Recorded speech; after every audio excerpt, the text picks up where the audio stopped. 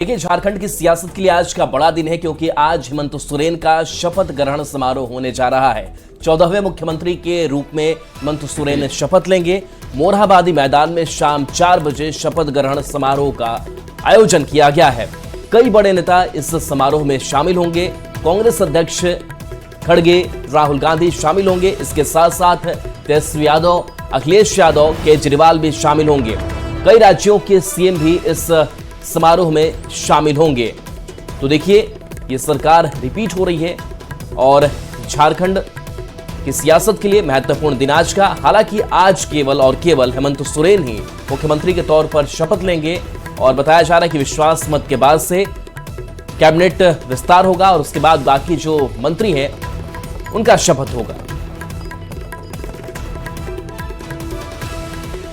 हेमंत सोरेन आज झारखंड के 14वें मुख्यमंत्री पद की शपथ लेंगे। वैसे चौथी बार हेमंत सोरेन प्रदेश के मुख्यमंत्री पद की शपथ लेंगे और इसी के साथ मुख्यमंत्री रहते सत्ता में लगातार दूसरी बार वापसी करने का रिकॉर्ड भी हेमंत सोरेन के नाम दर्ज होने जा रहा है।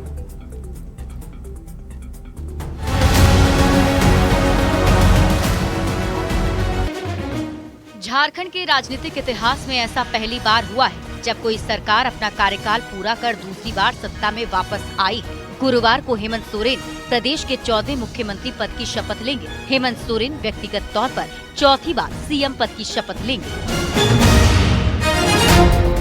मुख्यमंत्री पद की शपथ लेने से पहले सीएम हेमंत सोरेन बुधवार को रामगढ़ के लुकैया टांड में अपने दादा सोबरन सोरेन के 67वें शहादत दिवस कार्यक्रम में शामिल हुए। हेमंत के साथ उनकी पत्नी और विधायक कल्पना सोरेन भी मौजूद थी। हेमंत सोरेन के शपथ ग्रहण कार्यक्रम को लेकर देश भर से इंडिया ब्लॉक के नेता आ रहे हैं। इनमें कई राज्यों के मुख्यमंत्री भी शामिल हैं। शपथ ग्रहण समारोह को लेकर पूरी तैयारी की जा रही है। कार्यक्रम स्थल के साथ होटल, एयरपोर्ट और रूट लाइन पर करीब 4000 सुरक्षा कर्मियों को लगाया गया है। उम्मीद जताई जा रही है कि हेमंत सोरेन की शपथ ग्रहण समारोह में भारी संख्या में भीड़ भी पहुंच सकती है, जिसे देखते हुए पुलिस प्रशासन ने मोरहाबादी मैदान की सुरक्षा में 4000 से ज्यादा जवानों को तैनात किया है और कई सड़कों से ट्रैफिक को डाइवर्ट किया गया है। न्यूज़ 18 के लिए रांची से अविनाश कुमार की रिपोर्ट।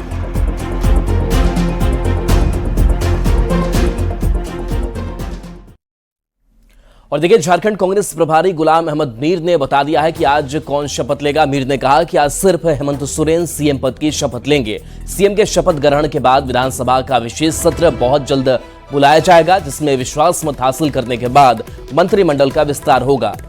कांग्रेस की तरफ से कहा गया है कि मंत्रिमंडल विस्तार को लेकर गठबंधन के अंदर कहीं कोई परेशानी नहीं है, तो विश्वास मत के बाद अब विस्तार किया जाएगा। आज सिर्फ और सिर्फ हेमंत सोरेन मुख्यमंत्री के तौर पर आज शपथ लेंगे। चौथी बार यह शपथ होगी मुख्यमंत्री के तौर पर हेमंत सोरेन की। मंत्री जी जो गठबंधन के हेमंत सोरेन जी वो कल ओथ लेंगे। उसके बाद वोट ऑफ कॉन्फिडेंस जो एक परंपरा है हाउस में वो करेंगे और उसके बाद वो अपनी सरकार का विस्तार करेंगे। क्योंकि हेमंत जी ने दावत दी है खड़गे जी को और राहुल जी को भी, प्रियंका गांधी जी को भी, और मोस्ट प्रोबेबली वो तीनों लोग कल ओथ सेरेमनी में आएंगे। अगली कब तक ये नेक्स्ट विस्तार हो जाएगा? हर चीज हम शॉर्टेस्ट पॉसिबल में कर रहे हैं। अभी फिलहाल जो कुछ महीने पहले माननीय मुख्यमंत्री जी ने शपथ लिया था वो उन्होंने अकेले ही लिया था और बहुत सारी चीजें तय होंगी। उसके बाद ये सारी बातें आप लोगों को बताई जाएगी। कांग्रेस में कब तक सब कुछ बहुत जल्दी हो जाएगा, सब कुछ तय है, कहीं कोई दिक्कत की बात नहीं है। हेमंत सोरेन लगातार दूसरी बार चुनाव जीतने के बाद अब अपना मंत्रिमंडल बनाने जा रहे हैं। इस बार क्षेत्रीय संतुलन से लेकर जातिगत फैक्टर को ध्यान में रखते हुए कैबिनेट का गठन किया जाएगा। कौन कौन से चेहरे इस बार हो सकते हैं हेमंत सरकार में मंत्री, इस रिपोर्ट के जरिए देखिए। झारखंड विधानसभा में शानदार वापसी के बाद हेमंत सोरेन एक नए जोश के साथ शपथ लेने की तैयारी में है। सीएम का चेहरा हेमंत सोरेन होंगे, इस पर कोई सस्पेंस नहीं है, पर इस बार हेमंत कैबिनेट का हिस्सा कौन होगा, इस पर सबकी नजर है। चर्चा है कि 5 विधायकों पर 1 मंत्री पद मिलने की संभावना है, जेएमएम से 6, कांग्रेस से 4 और आरजेडी कोटे से 1 विधायक को मंत्री बनाने का फॉर्मूला तय किया गया है, जिसमें क्षेत्रीय संतुलन और जातिगत फैक्टर पर भी फोकस रहेगा। हेमंत सरकार की नई कैबिनेट में कई नए चेहरों को मौका मिलेगा, तो कुछ पुराने चेहरे दोबारा मंत्रिमंडल का हिस्सा बनेंगे। जेएमएम कोटे से दीपक बिरवा, हफीजुल हसन, रामदास सोरेन और मथुरा महतो को मंत्री बनाने की चर्चा तेज है। इसके अलावा सुदेव सोनू, योगेंद्र प्रसाद, हेमलाल मुर्मू और लुइस मरांडी भी दौड़ में हैं। कांग्रेस कोटे से रामेश्वर उरांव, इरफान अंसारी, दीपिका पांडे सिंह को फिर से मौका देने पर विचार किया जा रहा है। प्रदीप यादव, अनूप सिंह, शिल्पी नेहा तिर्की और नमन विक्सल कोंगाड़ी के नाम भी मंत्रिमंडल की रेस में हैं। जबकि आरजेडी कोटे से सुरेश पासवान या संजय प्रसाद यादव को कैबिनेट में जगह मिल सकती है। हेमंत कैबिनेट में इस बार क्षेत्रीय गुणागणित के साथ जाति धर्म के फैक्टर को लेकर भी लॉबिंग तेज है। पिछली बार 2019 में जेएमएम से 5, कांग्रेस से 4 और आरजेडी कोटे से 1 मंत्री बनाए गए थे, जबकि 1 मंत्री पद खाली रखा गया था। सत्ता में जबरदस्त वापसी के बाद हेमंत सोरेन अब कैबिनेट को लेकर क्या फैसला लेते हैं, इस पर सबकी नजर है। रांची संवाददाता अविनाश के साथ ब्यूरो रिपोर्ट, न्यूज़ 18।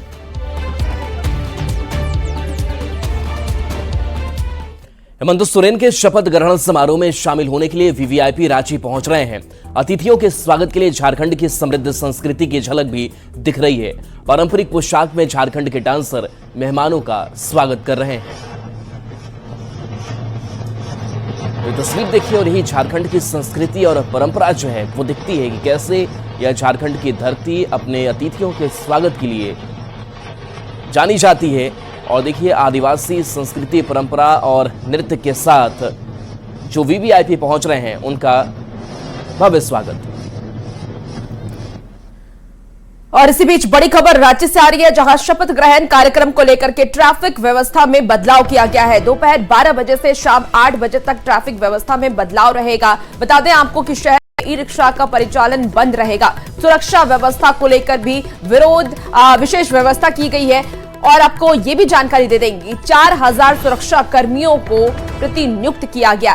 शहर की सुरक्षा के चाक चौबंद इंतजाम कर दिए गए हैं। आज बता दें कि सीएम हेमंत सोरेन मुख्यमंत्री पद की शपथ लेंगे और आज सिर्फ और सिर्फ हेमंत सोरेन ही मुख्यमंत्री पद की शपथ लेंगे। और इसे लेकर के क्योंकि वीवीआईपी अब झारखंड पहुंच रहे हैं, इसीलिए सुरक्षा व्यवस्था के मद्देनजर ट्रैफिक व्यवस्था के भी पुख्ते इंतजाम किए गए हैं।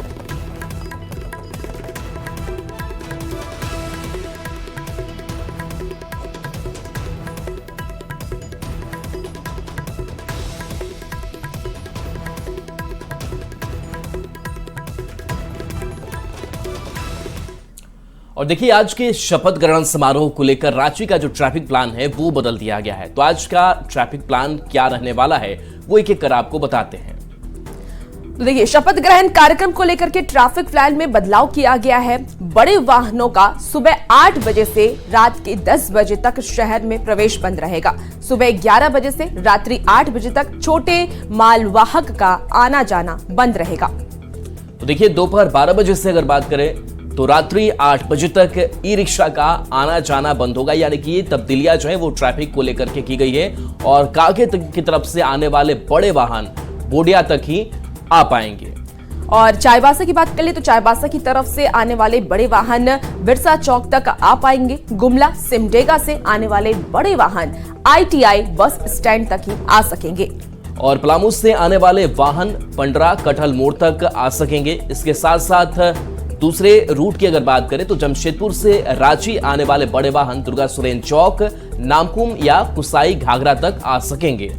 और बूटी से बरियातू आने वाले बड़े वाहन बूटी मोड़ तक आ सकेंगे। क्योंकि देखिए ट्रैफिक व्यवस्था में बदलाव किया गया है, इसलिए अलग अलग जगहों से कौन से वाहन आ सकते हैं और कहां तक आ सकते हैं उसकी पूरी जानकारी हम आप तक पहुंचा रहे हैं। पतरातू से रांची आने वाले वाहन रिंग रोड कांके तक आ सकेंगे।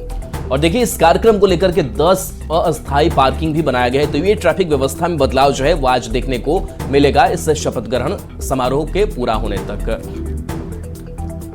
और देखिए झारखंड में हेमंत सरकार मजबूती के साथ सत्ता में लौट चुकी है। ऐसे में अब जनता से किए गए वादों को पूरा करने की बारी भी अब आ चुकी है। खर्च के लिहाज से इन वादों को पूरा करना कितना आसान होगा या फिर चुनौती भरा, इस स्पेशल रिपोर्ट में देखिए।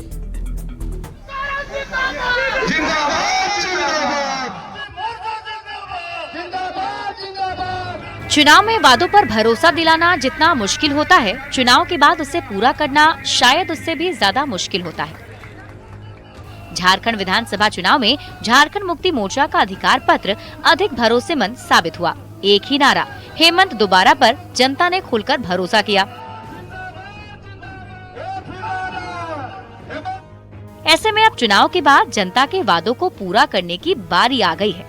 पार्टी के मैनिफेस्टो में वादे तो कई थे, लेकिन हम महज 3 वादों का ही जिक्र करेंगे, जिसमें मुख्यमंत्री मैया सम्मान योजना, 200 यूनिट मुफ्त बिजली और सभी जरूरतमंद परिवारों को 450 रुपए में घरेलू गैस सिलेंडर उपलब्ध कराना शामिल है। इन वादों को पूरा करना कितना आसान या कितना मुश्किल होगा, आंकड़ों के लिहाज से समझते हैं। अब आपको बताते हैं कि आखिर चुनावी वादों का बजट पर कितना भार पड़ सकता है। 2024-25 का प्रस्तावित बजट 1,28,000 करोड़ का है। बात करें जेएमएम की 3 बड़ी योजनाओं की, तो उनमें मैया सम्मान योजना, 200 यूनिट मुफ्त बिजली और 450 रुपए में घरेलू गैस सिलेंडर का वादा शामिल है।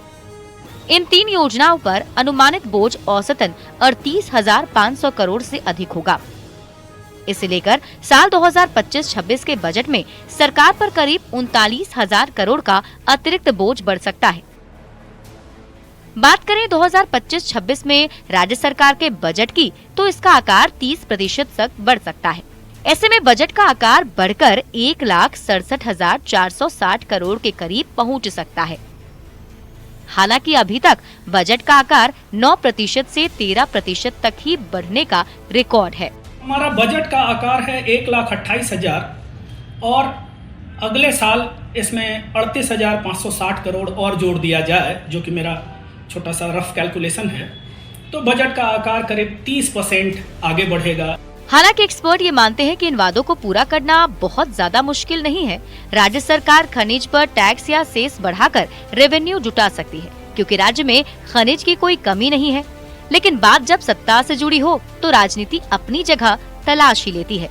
ये अपना रेवेन्यू जनरेट करेंगे, क्योंकि अब वादा किए हैं और मामला यह है कि पूरा नहीं करेंगे तो आप समझ लीजिए कि जब उम्मीदें टूटती हैं तो फिर बड़े फफोले पड़ते हैं सब जगह, तो मुश्किल होगी। तो भाई वायदे करना आसान है, कहा गया ना वचनम की दरिद्रम, तो इसमें दरिद्रता की बात नहीं है। आप लोगों को ठगिए मत। हम झारखंडी जनभावनाओं के अनुरूप चलने वाली सरकार, हम संसाधन जुटा लेंगे, उतना कुव्वत है हम लोगों में, और सभी को जो वादा किया गया है वो वादा पूरा हो। राज्य सरकार ने जनता से जो वादे किए हैं उसे पूरा करना नामुमकिन तो नहीं, लेकिन चुनौतियों से भरा जरूर है, क्योंकि इस बार राज्य सरकार का बजट 50 लाख महिलाओं के घर के बजट से जुड़ गया है। कैमरामैन संजीत तिवारी के साथ संजय कुमार सिन्हा, न्यूज़ 18 रांची। और अब बात बिहार विधानसभा के शीतकालीन सत्र की। बिहार विधानसभा के शीतकालीन सत्र का आज चौथा दिन है। द्वितीय अनुपूरक व्यय पर आज चर्चा होगी। सदन के पटल पर रखा जाएगा कैग रिपोर्ट। सदन में आज भी हंगामे के आसार हैं। तो इस वक्त की आपको बड़ी खबर बता रहे हैं, बिहार में विधानसभा के शीतकालीन सत्र की शुरुआत हो चुकी है और आज उनका चौथा दिन है। लगातार विपक्ष की तरफ से विरोध जताए जा रहे हैं और आज भी विपक्ष की तरफ से विरोध जताने का अनुमान है। द्वितीय अनुपूरक व्यय पर आज चर्चा भी होगी। सदन के पटल पर कैग रिपोर्ट रखा जाएगा। बिहार में इन दिनों आरक्षण का मुद्दा गरमाया हुआ है। कल तेजस्वी यादव और सम्राट चौधरी के बीच सदन में तीखी बहस हुई और आज तो तेजस्वी यादव ने आरक्षण पर गलत दावा करने का आरोप लगाते हुए सम्राट चौधरी को डूब मरने की नसीहत दे डाली। ये रिपोर्ट देखिए। व्यक्ति को आरक्षण नहीं मिला, झूठ कहना उप मुख्यमंत्री को शर्म से डूब मरना चाहिए।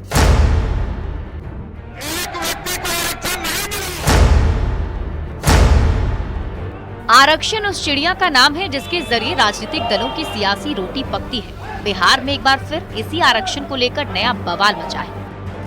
मंगलवार को सदन में नेता प्रतिपक्ष तेजस्वी यादव और डिप्टी सीएम सम्राट चौधरी के बीच आरक्षण को लेकर जमकर तू-तू मैं-मैं हुई।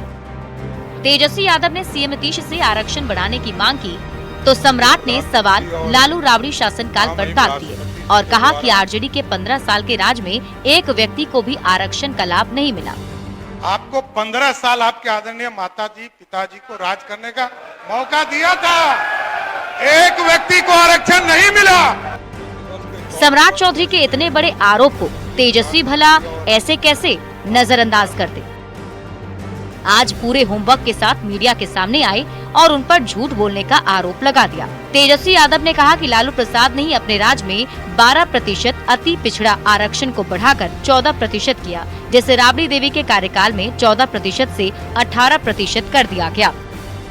1990 में जब मुख्यमंत्री बने उन्होंने 12% जो अति पिछड़ों का आरक्षण था उसको 14% कर दिया था और ठीक उसके 10 साल बाद यानी 90 से 2000 में आरक्षण जो 14% जो अति पिछड़ों का था उसको बढ़ा करके 18% जो है करने का काम किया। फैक्ट की बात करें तो सबसे पहले कर्पूरी ठाकुर ने 1978 में पिछड़ा वर्ग को 12% और अति पिछड़ा वर्ग को 8% आरक्षण दिया था। बाद में आने वाली सरकारों में आरक्षण की सीमा बढ़ाई जाती रही। 2023 में महागठबंधन की सरकार के दौरान आरक्षण का दायरा 65% से बढ़ाकर 75% किया गया। महागठबंधन की सरकार ने मांग की आरक्षण संशोधन को संविधान की 9वीं अनुसूची में शामिल किया जाए।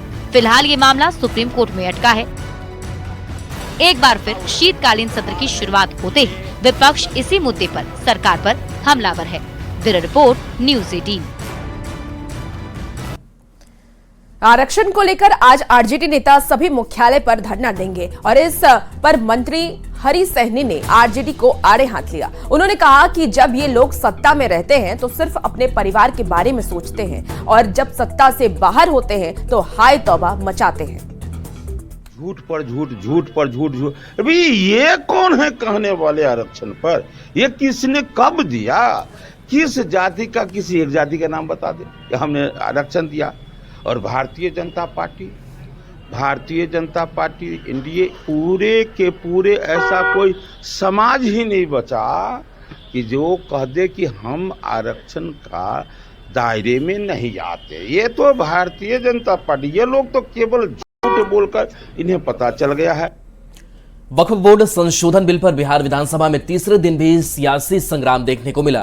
तेजस्वी यादव ने वक्फ बिल को असंवैधानिक बताते हुए सीएम नीतीश से स्टैंड क्लियर करने को कहा तो बीजेपी ने विपक्ष पर तुष्टीकरण और उन्माद फैलाने का आरोप लगा दिया। संविधान में वक्फ कानून का कोई स्थान ही नहीं है और वक्फ बोर्ड को लेकर के हम तमाम विपक्षी दल इंडिया अलायंस के लोग एकजुट है। वक्फ तो बहाना है और तुष्टीकरण निशाना है। ये तुष्टीकरण वाले लोग हैं। वक्फ संशोधन बिल को लेकर दिल्ली से लेकर बिहार तक सियासी तूफान खड़ा है। शीतकालीन सत्र के तीसरे दिन वक्फ संशोधन बिल के खिलाफ विपक्षी विधायकों ने जोरदार प्रदर्शन किया। नेता प्रतिपक्ष तेजस्वी यादव ने वक्फ संशोधन बिल को पूरी तरह असंवैधानिक बताया। तेजस्वी ने साफ कर दिया कि किसी भी हालत में इस बिल को पास नहीं होने देंगे। ये पूरी तरीके से जो वक्फ बोर्ड का जो बिल लाया गया है ये असंवैधानिक बिल है और इसका विरोध हम लोगों ने पार्लियामेंट में भी किया, सड़कों पर भी करेंगे और बिहार में विधानसभा में भी हम लोग कर रहे हैं। किसी भी कीमत पर जो है ये बिल जो है असंवैधानिक बिल, इसको हम लोग पास होने नहीं देंगे। वक्फ संशोधन बिल 2024 को लेकर विपक्ष के विरोध प्रदर्शन पर बीजेपी ने जोरदार हमला बोला। बीजेपी ने महागठबंधन पर तुष्टीकरण और वोट बैंक की सियासत करने और उन्माद फैलाने का आरोप लगाया। ये तुष्टीकरण वाले लोग हैं। वक्फ जिस तरह से नाजायज संपत्ति गरीब हिंदू मुसलमान का अपनाया है और कोहराम मचाया है, उस पर कानून अवश्य आना चाहिए और ये लोग मुस्लिम वोट को प्राप्त करने के लिए कुछ भी करने को तैयार हैं। इनको संविधान में विश्वास नहीं है और न संवैधानिक संस्था का सम्मान करते हैं। जो मामला लोकसभा का है वो मामला विधानसभा में उठाएंगे क्योंकि ये नौटंकीबाज लोग हैं। लोगों को बरगलाने का, भरमाने का, उन्माद पैदा करने का यही खेल खेलते हैं। दरअसल वक्फ बोर्ड को लेकर प्रधानमंत्री मोदी के बयान पर सियासी तूफान खड़ा हो गया है। वक्फ पर प्रधानमंत्री ने बड़ी बात कह दी। प्रधानमंत्री ने कहा कि संविधान में वक्फ कानून का कोई स्थान ही नहीं है। वक्फ कानून का कोई स्थान ही नहीं है। इस बयान के बाद विपक्ष को भी अपनी वोट बैंक की चिंता सता रही है। अब वक्फ बोर्ड पर दिल्ली से लेकर बिहार तक सियासी बवाल मचा हुआ है। न्यूज़ 18 के लिए पटना से आनंद अमृतराज की रिपोर्ट।